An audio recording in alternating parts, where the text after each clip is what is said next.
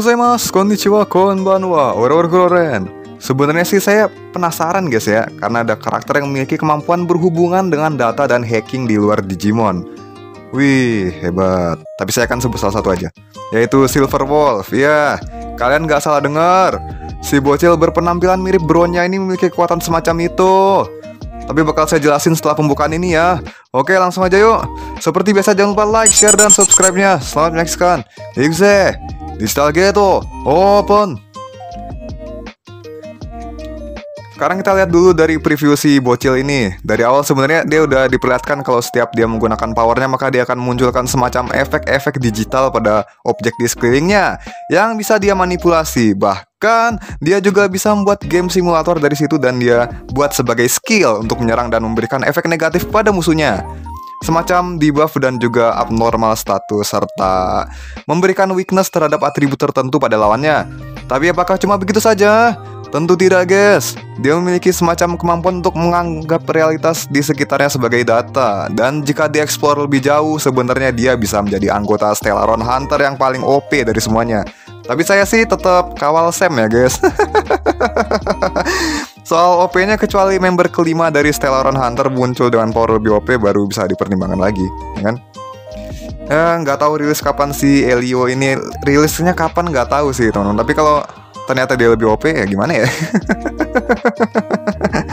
Jadi apa yang sebenarnya saya lakukan di sini? Saya cuma berusaha menjelaskan pada kalian tentang kapabilitas apa yang bisa dilakukan oleh Digimon terhadap objek fisik di sekitar mereka. Dan Silver Wolf menjabarkan konsep ini dengan gambaran visual yang memperjelasnya sehingga kalian bisa lebih mudah mengerti kalau saya bawakan sekaligus di sini. Dengan catatan konsep yang dibawakan oleh Silver Wolf ini sebenarnya nggak sekompleks Digimon juga sih. Karena data di Digimon Universe itu merupakan konsep yang fundamental di dunianya. Nah, kemungkinan kalian nggak akan langsung bisa ngerti kan kalau saya bawain langsung. Jadi, mari disimak dulu sekalian juga nih sama video lama saya guys yang bahas soal data di dunia Digimon ya. Oke, dimulai dari kemampuan alaminya ya teman-teman, yang membuatnya mampu menganggap realitas sebagai data dan juga manipulasinya. Ini mah intinya sih. Jadi dia bisa menciptakan berbagai hal dalam bentuk proyeksi digital yang bisa dia mainkan seperti instrumen untuk skillnya. Contohnya pas dia ulti itu ya, bikin simulasi game rhythm yang kemudian setelah dia selesaikan gamenya, dia tumbuk untuk melontarkan serangan dan menghujam lawannya. Kalau sampai kena lawannya bakal kena random weakness. Misalkan kamu punya resist kuat ke physical atau api, terus dapat satu weakness dari physical atau api, maka salah satunya bakal jadi ngefek karena dikasih weakness tersebut. BTW ini resist bukan null ya teman-teman. Kalau null itu nggak bakal ngefek kecuali ngasih weaknessnya itu bener-bener sampai tahap bisa tembusin nullnya teman-teman. Masih ada kegunaan lain dari kemampuan Silver Wolf ini. Kalian akan melihat dia mau melakukan hacking terhadap benda-benda di sekeliling dia. Bahkan yang nyerang dia juga bisa dia manipulasi dan dia hapus dengan hackingnya. Skillnya yang biasa aja bisa kasih random weakness guys, dan itu udah pasti kena. Emang OP nih bocil ya. Tinggal dia kehendaki sambil lakuin gestur aja, jadi bisa diubah suka dia deh gitu teman-teman ya. Dan saya jadi curiga nih teman-teman, dari semua Stellaron Hunter yang bounty-nya paling kecil tuh justru dia loh. Padahal justru Silver Wolf ini bisa dibilang yang paling OP dari ability-nya. Ya meskipun Sam kuat di fisik ya teman-teman, tapi ability Silver Wolf harusnya lebih superior guys. Bahkan dari Kafka sekalipun. Malah ini sih Kafka yang bounty-nya paling gede saat ini teman-teman. Ya tapi kalau Kafka masih wajar sih. Dia punya Spirit Whisper yang cukup merepotkan. Kayak apa sih kemampuannya? Pokoknya menipu tuh jadi hal mudah buat dia teman-teman. Terus sisanya ya kalau Kafka saya jujur kurang apa powernya guys. Aduh gimana sih guys. Tapi kan kita fokus ngomongin Silver Wolf di sini, jadi oke lah ya. Oke lah, biar kita ngobrol juga teman-teman. Biar kita ngobrol dan kalian bisa koreksi di koreksi di kolom komentar guys. Sampai salah ngomong kan guys ya. Terus kalau Digimon gimana? Ya sama, bahkan lebih kompleks lagi. Soalnya menganggap apapun sebagai data bagi mereka tuh udah kayak sehari-hari juga. Gak perlu lagi pakai jalanin skill dan ability terlebih dahulu. Tapi kemampuan mereka juga beragam sih.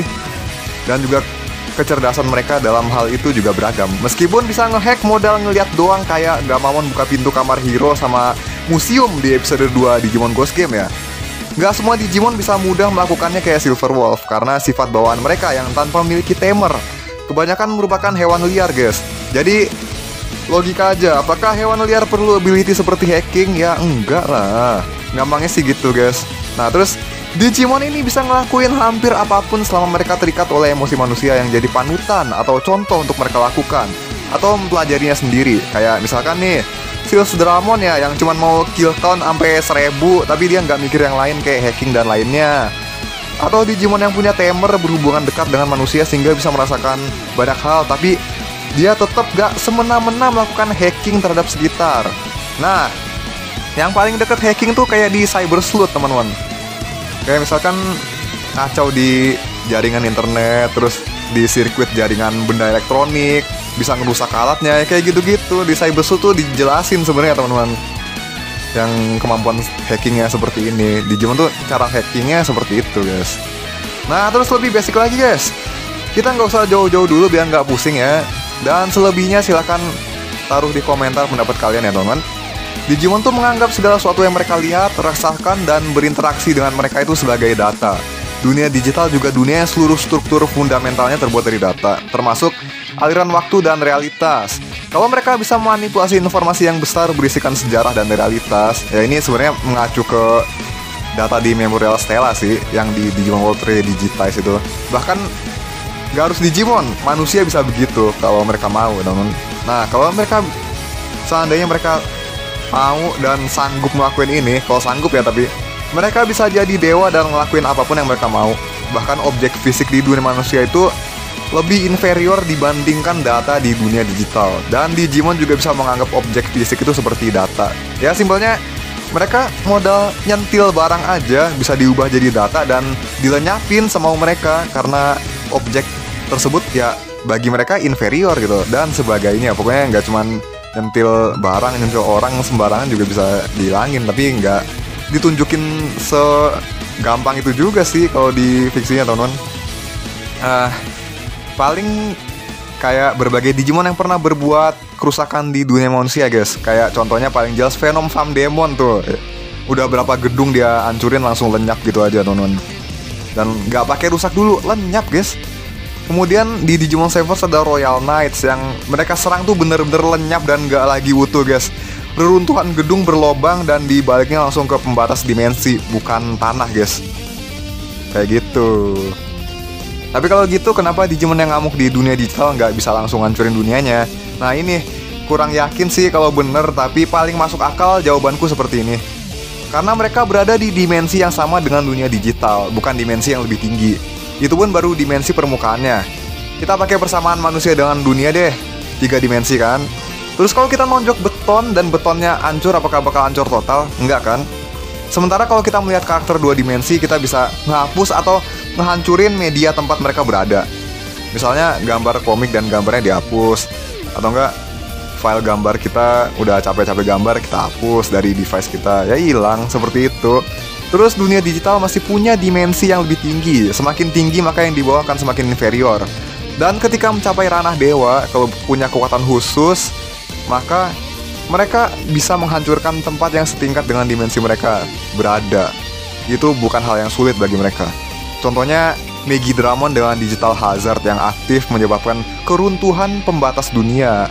Terus ada Oldilette-nya Omegamon X bisa menghapus dan menciptakan ulang dunia secara keseluruhan dari intinya.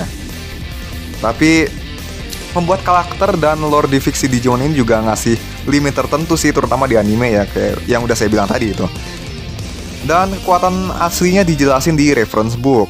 Jadi nggak sembarangan destroy kiri kanan, bisa diukur juga guys power scalingnya. Bahkan kalaupun tadinya Digimon kita masih lemah, tapi lewat plot cari kelemahan musuh maupun dapat kekuatan baru, tetap bisa dimenangin gitu.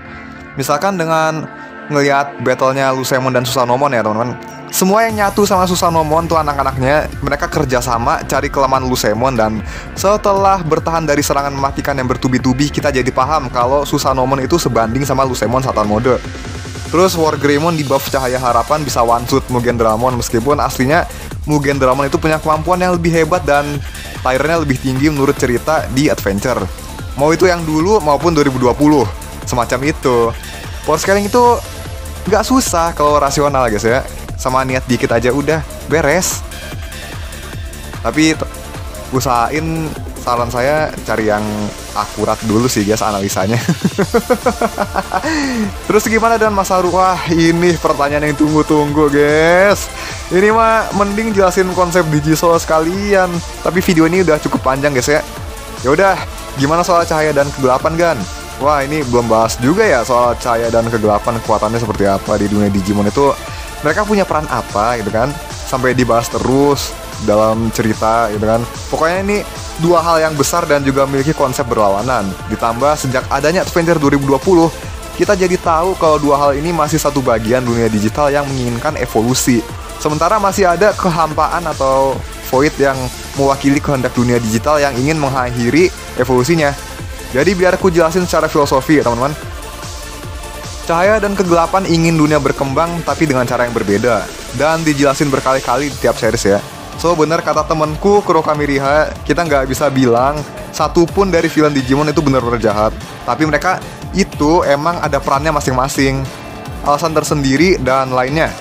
Bahkan tadinya Gulus Gamamon yang saya kira pure evil ternyata aslinya cuman pengen ngelawan Endbringer, tapi dengan caranya sendiri meskipun mengorbankan dunia digital. Sementara Yggdrasil bukan keduanya sih. Itu dia tuh selaku host komputer yang mengatur dunia, berkehendak menghancurkan dunia manusia demi kelangsungan dunia digital itu tetap ada. Jadi jelas kita balik lagi tadi, peran cahaya itu membimbing dunia dengan harapan semua orang, sedangkan peran kegelapan membimbing dunia dengan keputusasaan dan berkuasa di atas semuanya. Sementara kehampaan ingin menghancurkan semua hal yang ada di dunia. Seperti itu. Terakhir, apakah Silver Wolf itu Digimon? Aduh, susah ini. Bukan sih, sorry ya. Kita nggak bisa bilang dia Digimon juga sih, tapi kemampuannya mirip-mirip meskipun dengan konsep penerapan yang berbeda.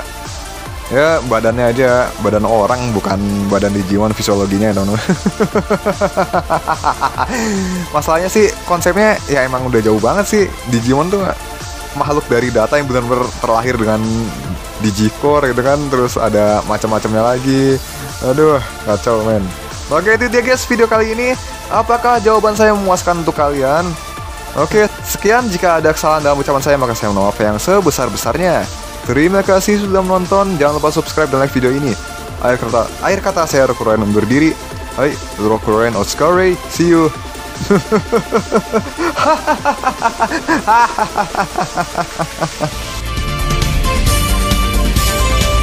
この番組はご覧のスポンサーの提供でお送りします。